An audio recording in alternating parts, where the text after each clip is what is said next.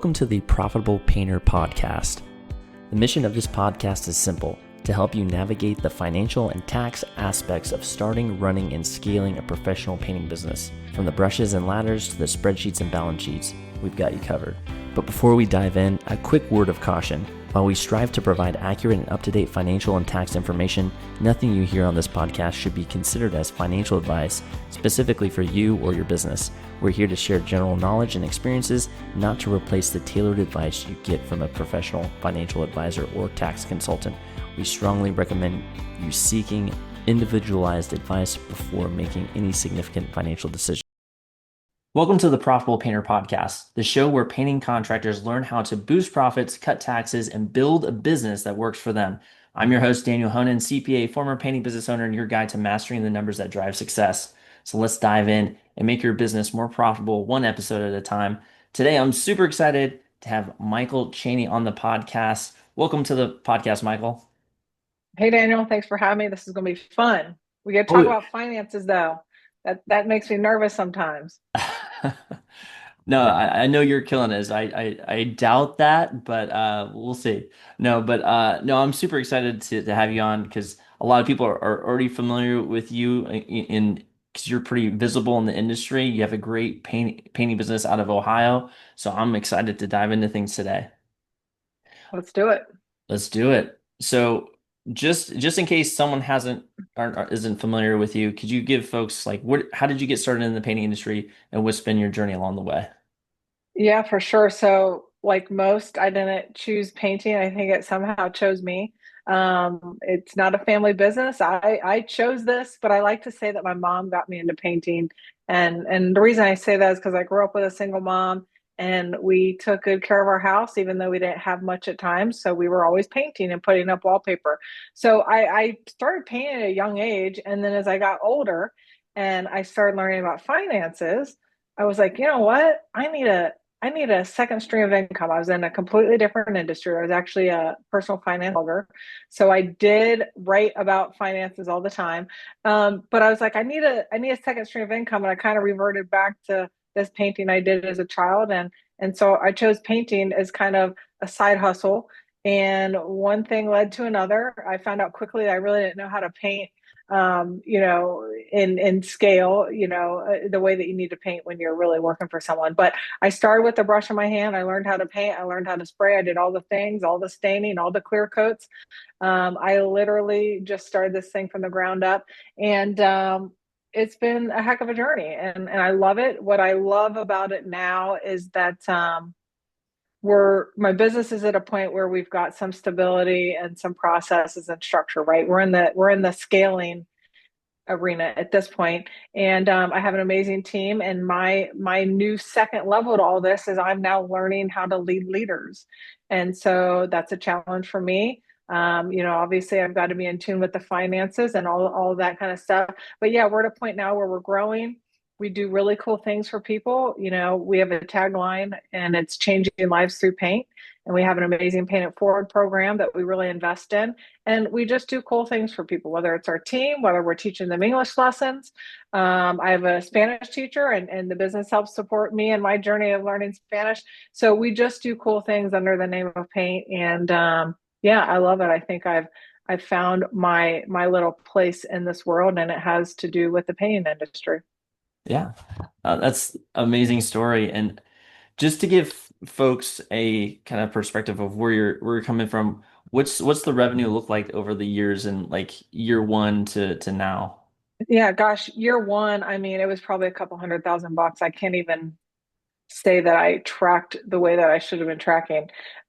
Once I realized, that this was going to be a business, I remember when we first hit $1 million and it, I always heard that, millions like this milestone. And then I got there and I'm like, I'm happy we did it, but man, this was exhausting, right? I've run all over Columbus, Ohio, delivering ladders, paint, all out of a Honda Civic. So it wasn't the celebration I thought, although I'm like, okay, I've got something here.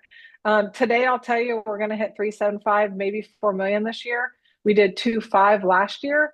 And where we're kind of at in this business and what I'm shooting for is we're going for the gold. We're trying to be the premier painting company in Columbus, Ohio. We're not trying to show up to the tournament. We're trying to win the whole damn thing. And so I'm creating a team around that. Once I honed in on that's what I want to do, like we're going for it. I've got a team, and I'm learning how to hire. I'm learning how to put people in place, because the truth of the matter is that where we're going, I'm probably not going to be the one at the top of this thing. There's other things in life I want to do. I know where my place is in this business. And so my job now is to build a team to get us to where we want to go. And part of where we want to go is we want to do 50 Pay It Forward projects a year. Right now we do about 20. And so, we need to double, triple this business to support that. Okay.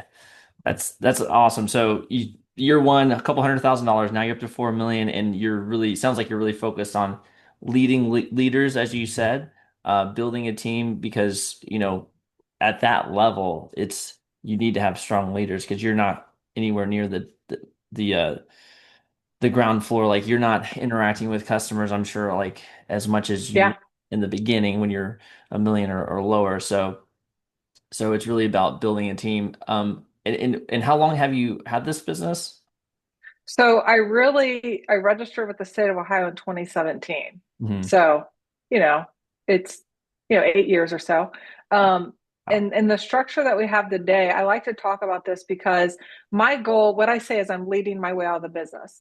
I'm really a visionary, and I have all these ideas with the business, and I want to be able to really explore that and lean into that. So the structure that I have now is I have a director of sales. He's a great guy. You'll see him at the PCA events. His name's Dan Street, and he's come in and he's really built out our sales process. He runs our sales team, and then I have director of production, who's Katie. She started kind of in at the PM level and has moved up over the last couple of years. So I've got sales and production covered. They're the experts. I'm not the experts in those fields, and I am sliding into the marketing role. I'll also say I'm not a marketing expert, but what I'm doing is I'm building out some of our reporting and structure. It turns out that's kind of what I'm good at, is building out the structure and things like that. And then my next big hire, hopefully within the next 6 months, will be an in-house marketing person that can kind of get us to the next level. And we'll probably still partner with an outside marketing company like we do now, but we'll have a better footing on what's going on, because as you know, marketing isn't just Facebook ads. We've got a street team. We've got a lot of things on the ground here in Columbus that we do.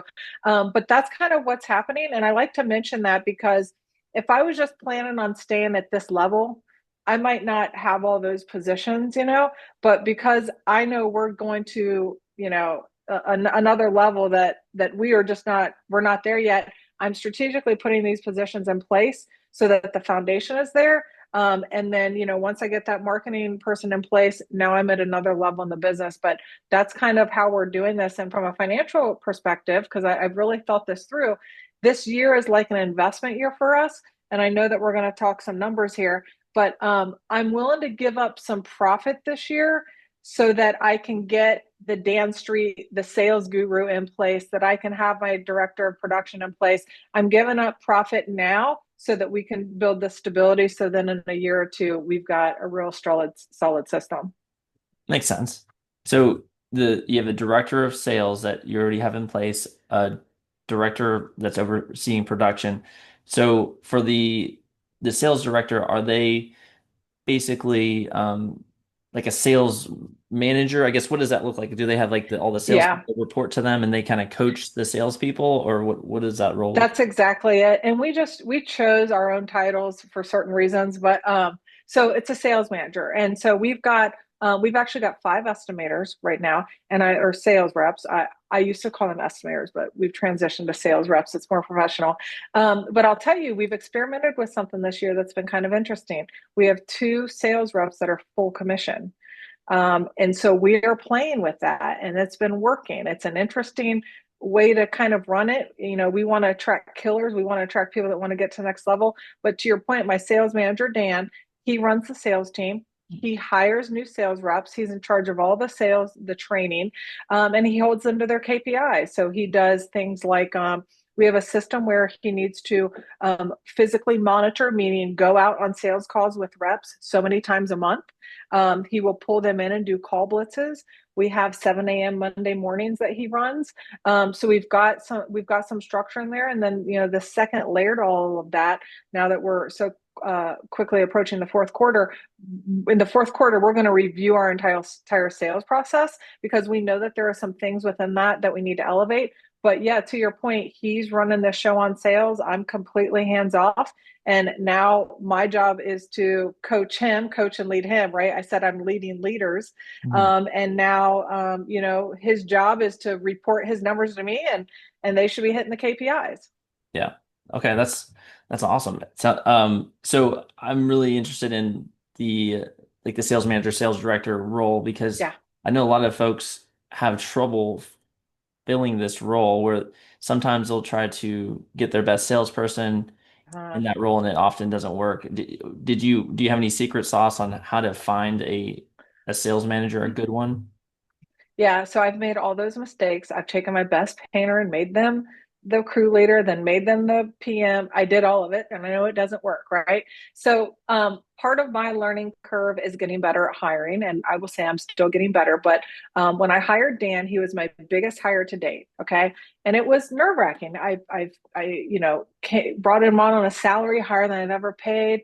He has a nice commission structure. All of these things that were new for me. So, I was nervous. What I'll say is, I'll tell you how I found him. So, I was on the board of NARI. NARI is a remodeling organization. By the way, if you're not part of NARI, especially if you do residential and you want to meet remodelers and stuff like that, NARI is a great networking group. But I was on the board of NARI, and so was Dan. And I say I was on the board because once I hired him, I had to remove myself from the board because they have restrictions on how many people from each company can be on the board. But I met him through networking. He was in sales leadership at Pella, so a big, well-known company. And I'll tell you what, over the years, I've connected with him. He kind of heard about our mission and he was interested in it. And so when it was time for me to hire, and I do this all the time, when I start to hire, I reach out to my network first. While I'm tightening up that job posting, while I'm putting it on Indeed or HireBus, we use HireBus now. But I reach out to my network, and Dan was one that I reached out to. And I said, hey, listen, I'm hiring the sales manager level. It's new frontier for us. You're well connected. If you know anyone, consider sending them my way. And he said, I know someone. And he was talking about himself. So we met and it worked out. But the cool thing that I just love is that we're starting to attract like some real talent. And, Dan has 20 years of experience in the remodeling industry, in sales. His book of business is unbelievable, right? Part of our initiative for growth is to get new remodelers in there. And well, guess what? He's already got that book of business built. So it's a really cool like collaboration that I've been able to develop with him. But I would say is that from a hiring standpoint now, I now know like hiring is ongoing, right? Even when we've got a super solid sales team, Dan and I's conversation is okay, who's on the bench? Where, at some point we're going to need someone. So I'm really invested in building this bench. But, Dan, I would say, is a testament to my team showing up at NARI meetings, being professional, speaking about, who we are, what we do. And it was a whole team effort. But then when it was time to actually make that hire, I got to connect with Dan, and so far it's been great. He's killing it. And, I can't emphasize enough how like my job really is to find people to do the job way better than I can do it, right? Like I scratched and clawed and cried a lot to get us to where we got to, which was 2.5. And now it's time to get people in there that really know what they're doing. So that's a long way to talk about my hiring process, Daniel. Yeah. But that's kind of where we're at. We're able to kind of, start to attract some talent, and it's really fun, and exciting. Yeah. No, that's awesome. I really appreciate you sharing. And it sounds like the sales director, sales manager. I mean, he's really a coach to the salespeople, and he's tracking those KPIs, making sure they're hitting their goals. Yeah. Refining the sales process, also helping Yep. identify who the next hires will be, and then it sounds like you're really focused on building the team. And it reminds me of book by Walter Isaacson. He wrote a Steve Jobs biography, and that's what like Steve Jobs was so focused on was just not necessarily Yeah. running the business, but just hiring the right people to run it for him. And like that's what he Yeah. thought his role was really to find the best people to work in Apple or whatever he was Pixar or whatever he was working on at the time. And so that's kind of what I'm hearing you kind of saying. Yeah. You feel like your role is to find the best people to work in no drip painting. Is that accurate or? I mean, that is it. Because I mean, here's the thing, yeah, like I know I've what this business has taught me is it's taught me what my skill sets are and what I really like to do. Okay. And the older I get and the more I move through this business, you know what? I want to do those things. I want to do the things that I really like. And I know that that's going to require me to pull back because we've all heard this, but I have been the bottleneck. I have been the one, you know, where things are getting stuck. I have choked the business out many times being that bottleneck. And so what I'm really exploring is the things I love, what I'm good at, what contributions I can give to this business. And that also means I got to recognize what I'm not the best at. Look, I did sales for years, right? I started this whole thing. I was great with our customers. Look, I would have a 55, 60% close rate. I was good at it, but I can't sustain that. Nor, if truth be told, I don't really want to be a sales rep. I did it. I did a good job. I got us where we are. Now let me get someone in there that actually knows what they're doing and is excited about it, right? So, if sales is your jam, and you're excited and passionate about that position, man, let me get you in here because that's not where my passion lies. Mhm. Yeah, that makes a lot of sense. You know, I feel like we hear a lot that the owner or I'm the bottleneck in my business or the owner's the bottleneck in the business, but it seems like you've really taken that to heart to basically grow through hiring like really great people that can replace you at your level or higher. And I feel like a lot of people don't think of it like that. Like finding someone better than they are doing it, they Yeah. think that they are the best at whatever it is, and that they'll just have to find someone that's can get by in the role. But I feel like Yeah. you find someone that's better than me to take my place. Yeah. That's it. Because we're going to do big things and I can't do it all. Yeah. So you mentioned trying because I like to dive into compensation plans. Yeah.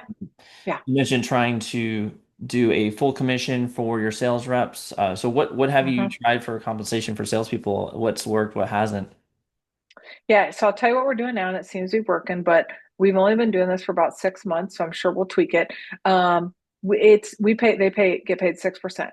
Okay, 6% commission, but there is a threshold in place. The project has to hit our GP goal. Okay. So our gross profit goal per project is 50%. Now, as we grow, that will increase. We're actually trending around 53% per project. This is not, our gross profit for the business, but we're trending around 53%. So there is that caveat in there. And I've heard other companies and folks say they don't really like that. That's kind of I felt like we had to have a threshold in there, especially since that's new. I'd be interested to see what you thought about that, Daniel. But we pay 6% on that. I have some other sales reps. Truth be told, when I brought them in as sales reps, I paid them too high of a salary. I know that now it's a lesson learned. Eventually, we'll kind of be phasing that out, but that's a delicate piece. We aren't just going to come in and cut people's pay. But my folks that are on salary, again, it's too high, but they get paid 60,000 plus 2% on any job that hits the 50% gross profit. My goal over the next year is to shrink that salary. And the truth is, if they go full commission, they'll earn more. But I'm still figuring some things out right now. That 6% is working for us. I don't know. Any thoughts? You're the Yeah. numbers guy, and what do you think about that setup? Yeah, no, I like the 6% because with payroll and workers' compensation, that should be at 8% or below for what they close, because that's kind Yeah. of the number that I use is 8% of what a salesperson closes. And so that seems right. And then I just ask if they hit 50% gross profit, but what if they don't? What does it go down Mm. to? So right now they don't if they don't hit the 50%, they don't get the bonus. What we're trying to do is eliminate people just lowballing bids. Like you got to follow our system and our pricing metric. We don't like do discounts. If someone says, "Oh, you're too high," we don't say, "Okay, I'm going to lower the price." What we do is we train on how to handle objections and how to really show our value. Mhm. So again, we're kind of still exploring this. That's the setup we have, but our approach at No Drip is like we win together and we lose together. Mhm. So we try to create this strong bond between sales and production, where it's like if let's just say we've kind of screwed up the pricing up front, our PMs aren't going to get bonuses either if they can't produce that and hit the 50% target, right? So what it creates is this quick feedback loop, right? So if our PM gets a project and we're going through this project, we're like, you know what? We missed a few things here. We missed some additional prep work. I'm going to give that feedback to my sales rep immediately so they can correct it right away. So we've, our environment and our culture is let's support each other. We win together, we lose together, but let's figure out how to win as much as we possibly can. Yeah. No, I like the fact that you know, you're holding them to that gross profit 50% because that's something that's missed a lot with commission only is that folks Mm-hmm. don't have that gross profit target built in there. So I like that. And the other thing I'd ask is for for the folks that have been on there for a while, like they've got they've Yeah. been on a salary that was a little bit too high, 60,000, and then they get a 2% gross profit. One thing that because a lot of times when folks come to work with us, they often have packages that are set too high for their team, and we've tried different Mm-hmm. things. One of the things that seems to work is that if you go to your current team and say, "Hey, 3 months from now," or some you know future date that's relatively out there, 3 months or so. For 3 months from now, this position is going to be compensated this way moving forward. And Yeah. the reason why this is going to give you an opportunity to actually make more money. And so when you make it far enough in the future where they can Yeah. react to it and it's not like tomorrow or something like that. And it kind of, especially for the salesperson, most salespeople will like the idea of the opportunity to make more money if they're the right person, especially in residential repaint. Yeah. And that kind of gives them time to absorb it, understand it, and then if they need to move out, you have time to react. Because if they might stay on until that change happens 3 months from now or something like that. That's I something like that. we've seen that works is kind of give a long lead time. So like, hey, this is going to change several months from now. And then like, Yeah. yeah. That's good. You know what else we did is we ended up putting a threshold in. This is our first with those salary folks that are a bit too high. Our first threshold was um, you'll get bonus, but you have your commission. Technically, for them, it's commission. You'll get commission on, but you have to 80,000. Your base sale is 80,000 a month. You get commission on everything above that because we're paying you 60,000 just to hit that threshold. So it actually evens out the playing field with our commission folks. Their commission's still making a little bit more. So commission sells 80,000. They're still going to make a little bit more than our folks that have this 60,000 safety net. But the first step towards kind of controlling this was putting a threshold in there, and it was received well. And but I think you're right. I like the idea of communicating ahead of time. We're in it like this weird position right now because we've got our fourth quarter coming up where we plan to be strong, but it's January and February that tend to be, some people call it like the dark quarter. Like there's Yeah. that area between the fourth and the first. So we want to make sure we're doing right by the team. But I like your suggestion there. Yeah. Awesome. So shifting gears into the production director, what does that role look like and what are they doing there? Yeah, so think of it as a production manager and the PMs report to them. Okay. Now, what this what this person does, what Katie does, is she has a dashboard or scorecard for production, and her job is to hit our KPIs. So we have KPIs for revenue produced, gross profit, number of reviews. We're big on collecting reviews. Callbacks, we track callbacks. We want callbacks less than 2%. And then I'm missing one. We track, oh, payments collected on time. So her job is to ensure that those KPIs are met. And I'll tell you some like unique things that we do, or I wouldn't even say unique, but now that I have that position, in order to take care of our customers and make sure that we're providing great customer experience, I kind of talked about on the sales side where Dan will go out and monitor our sales reps, right? Well, Katie will, one of her jobs is each week she has to call 5 customers for each PM and check in. Hey, Mrs. Smith, our project manager started your project today, and I just want to see how the experience is so far. Did they use the checklist? So we're doing a quick check-in with our customers, because if there's any indication that something's off, we want to fix it quickly. And that feedback also rolls into coaching our PMs, right? So the production manager, from my standpoint, their job is to make sure we're hitting our KPIs and that we're hitting our gross profit. And by the way, our gross profit is 50%, but 75% of our projects have to hit that. That is like the threshold for our business right now. 75% of the projects have to hit 50% Yep. or higher. Yeah. That's awesome. Um, so basically they're managing the project managers, and then they have those different KPIs: revenues produced, gross profit, callbacks, payments collected, and then they're doing check-ins with the customers to make sure that the project managers are doing what they're supposed to be doing. They're So doing that. They're doing all the hiring. They're hiring our subcontractors. We also have employee painters. And over the years, our goal is to have more employee painters and less subcontractors. And so, there's training. We also have a crew leader position. So it's the hiring is big. And the truth is, we've not done a great job at hiring this year. And we're kind of understanding and feeling what it looks like when we kind of really don't follow our hiring process and onboarding process to the full extent.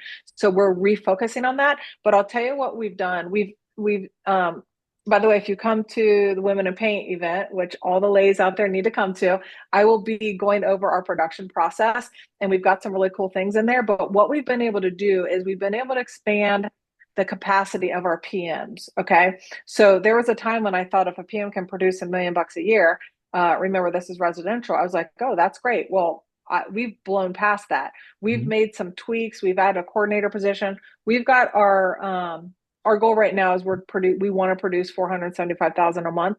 So we've got 2 PMs that are able to do that. We have expanded their capacity by shifting some things around. So I expect my PMs, we should, even a new PM, we should be producing 1.5 up to 2 million. It is kind of where we see that our PMs can do. But I've got that production manager in place there to just run production. So imagine I was doing that at one point. I was running production, I was running sales, and now I've taken myself out of it, put someone in there that really is passionate about it. And Katie's gonna, her job is to build this system so that we can do 10, 15 million. That's the goal. yeah, no, that's great. So you've expanded the capacity of the project manager from 1 million and basically doubled it. So they're potentially Yep. producing 2 million instead. So are you shifting some duties to like crew leaders or to the office person or somebody like that to free up some of that capacity? It sounds like you know what you're talking about, Daniel. That's exactly what we did. So we implemented the crew leader. So we've got employee painters and subs. The crew leader, when you have more crew leaders, your PMs can do less, really. If you train your crew leaders right, they can start jobs, they can give a great experience, they can close it out, they can do all the quality checks. So we've really invested in our crew leaders this year. And then we implemented a coordinator role. We did this about 9 months ago. And that coordinator role takes all of, I'm going to call the admin stuff off the PM. They're collecting colors, they're scheduling color consultations, they're doing all of the scheduling, they're scheduling the customer, they're scheduling the team to paint, right? So they understand the skill set of all of the painters. There was a time when the PM was doing all that, and the PM's making phone calls, returning phone calls, missing phone calls, right? They were trying to do too much.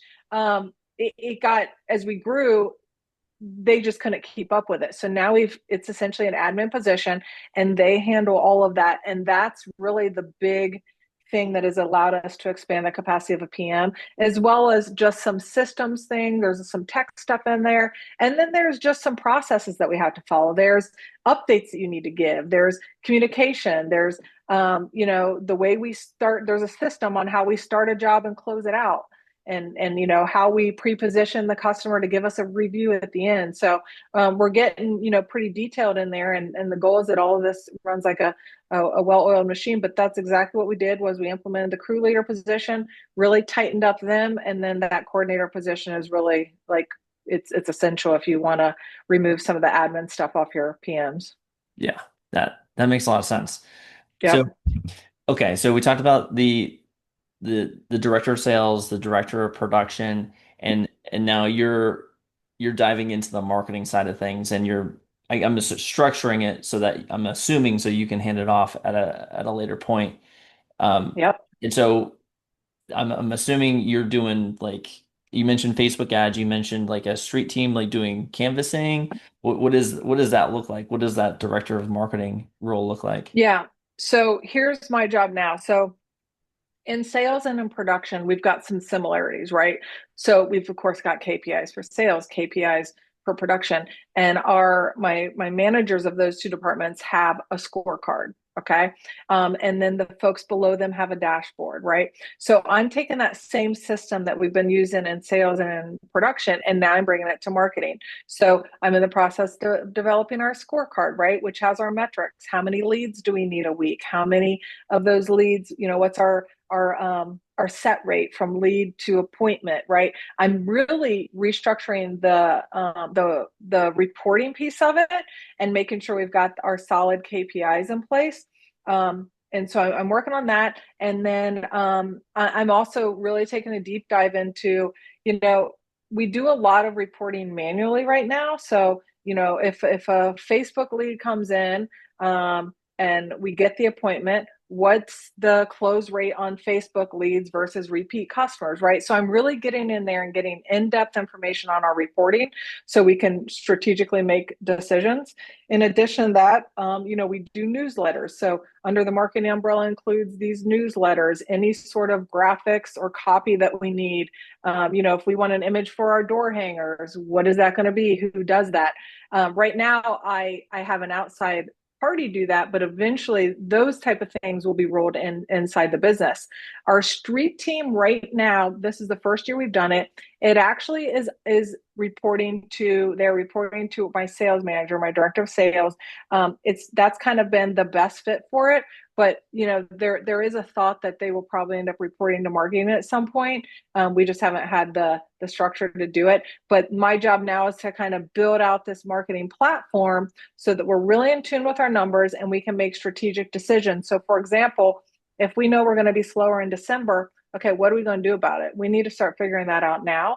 Do we have a special campaign for repeat customers?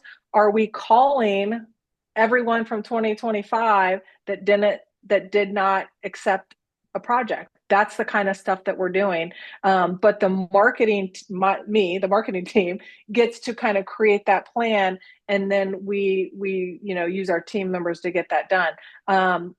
And I'll tell you, like, other things we're doing. We work with a lot of designers. So in October, we're going to host like this little designer event that kind of falls under marketing. Marketing and sales are going to kind of partner on that. We're going to get some vendors to come in and do some cool things. So it's kind of new frontier for me. I'm by no means an expert at it, but I can create the structure so that when I find that marketing expert, they come in and they've got something to work with.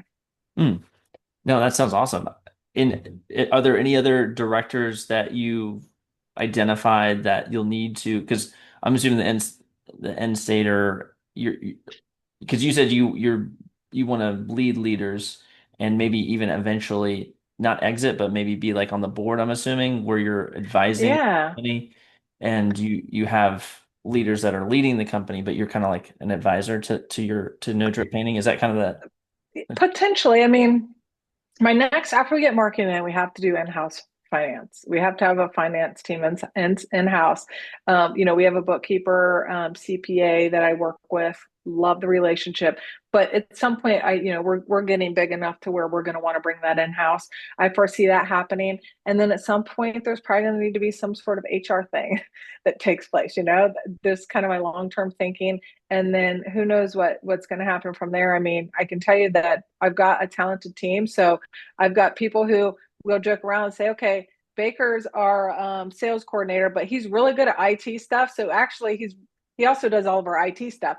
As you grow, you find these little gaps that you got to fill. Yeah. And so, yeah, I mean, I'm hoping in the next year or two, I've got a sales manager, a production manager, a marketing manager, a finance manager, and that's me leading leaders. Now I've got to learn how to, hold them accountable to their KPIs, but also still keep them interested and have them love this business and want to do amazing work. Yeah. What I know you're two into several more. So what have you learned about leading leaders that maybe you didn't realize beforehand? And something that you could give to folks that are maybe at the same level as you or trying to get there. Yeah. One thing is that when you have leaders who are good at their job, they want to know more about the business and the health of the business, right? They have a higher business acumen than like others. And so I've really never had many people in the business that want me to share financial information. Now, I don't mean not everybody should be privy to all financial information, right? But when you've got leaders, they want to understand where we're going in a year, 2 years, and they want me to be able to lay that out for them. And it's really cool for me because I'm sure people can relate to this, but there's been times in this business. Well, let me say this. All entrepreneurs know it's a lonely road, right? We hear it all the time, and geez, it is. It can be lonely. And there's been times when I have thought to myself, like, man, I wish I had a business partner to like just bounce this off of, like to just guide me. Is this the right thing? And then there's other times that I'm like, I'm really glad that I'm doing this by myself, right? It's good I don't have another business owner with me. But as you get more developed team members, I now feel the support because if I have something tricky, I can actually go to them, Mhm. right? They are more forward thinking. They don't have their eyes down in the day to day. They have the ability to lift their eyes up and plan. So that is stretching me because now it's forcing me to be able to have those conversations. Here's where we're going to be in 6 months. Here's where we're going to be in a year. When all of that is, I've been having these conversations with myself, no one else has just really tried to pull it out of me. And so for me, that's like fun, but it's also a learning curve because now I need to make sure that I'm keeping them up to date because I need them to stay engaged. I need them to really understand where we are and what we're doing here. That makes a lot of sense. So it's Yeah. getting to be a little sounds like it's getting to be a little less lonely. You actually have a team that can Yeah. empathize with you and like help you plan and like so that sounds like something good to look forward to if you're not at that level yet. Yeah, totally.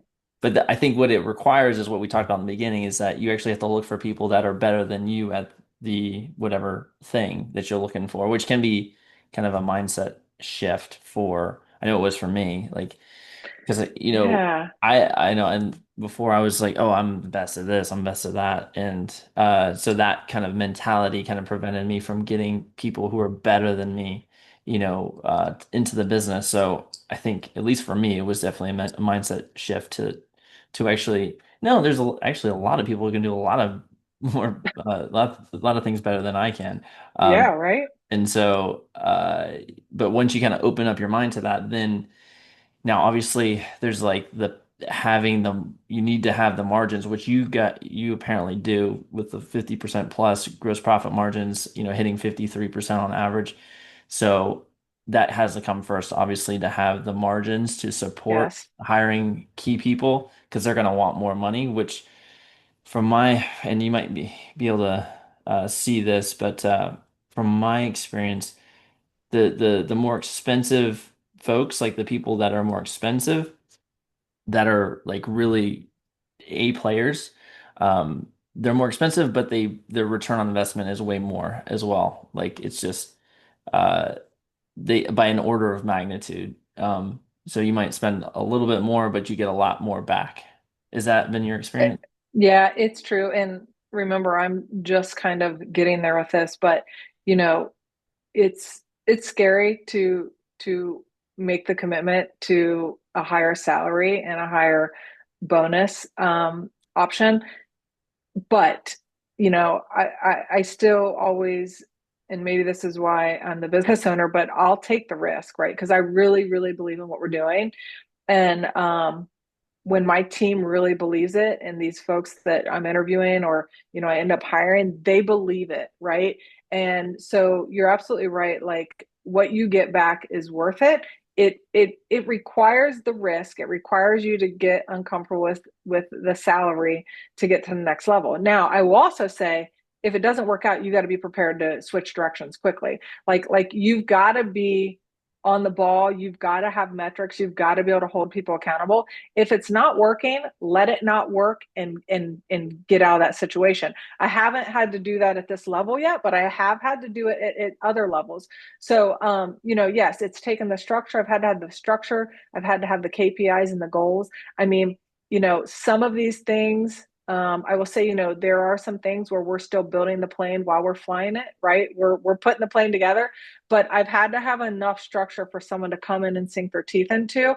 The other thing is when you hire people who are super capable, the onboarding process isn't as strenuous as people that don't have the skill set because in some way they onboard themselves. Now you got Mhm. to have the direction. Right now I'm the leader of a leader, so I've got to be on point, but like they know what they're doing. I don't need to tell a sales expert how to build a sales team. Yeah. I don't need to even really tell them how to build a sales process. Now, I might need to tweak some things because maybe they're not from the painting industry, but like they've already done it.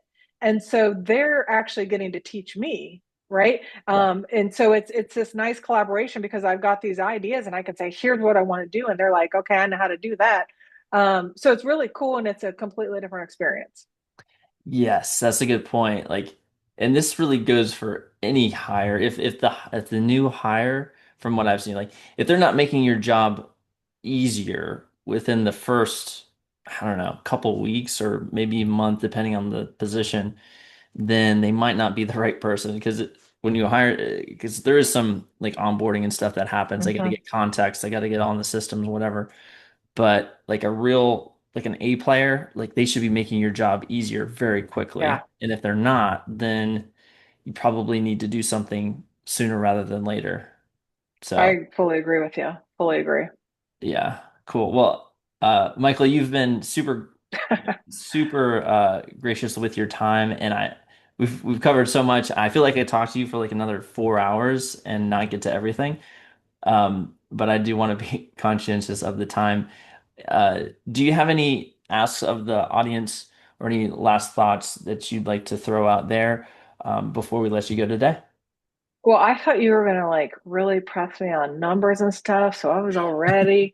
No, you know what? What I'll say is that I still believe there's just so much opportunity in this industry. Obviously, you see it. It's why you work with painters, and there really is, and it's hard. It's hard work, but I think it's possible.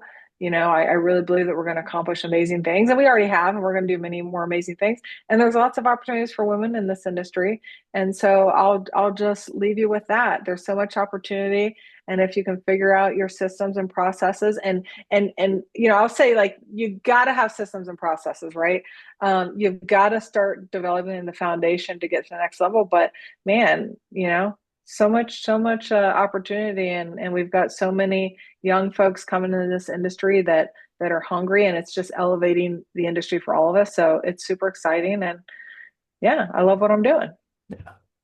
Thank you so much, Michael. And if you'd like to hear Michael go into her production process, you can go to the Women in Paint PCA event that's coming up here in, is that November? That one's going to be end of October, End of 28th through the October. 30th Okay. in Nashville. And I know you're going to be there, Daniel, because you're a big supporter of Women in Paint. It's going to be awesome. And look, if you're even thinking about it, Just pull the trigger, take the bet on yourself. I know, there's expense to it, but you're not going to believe the connections you make.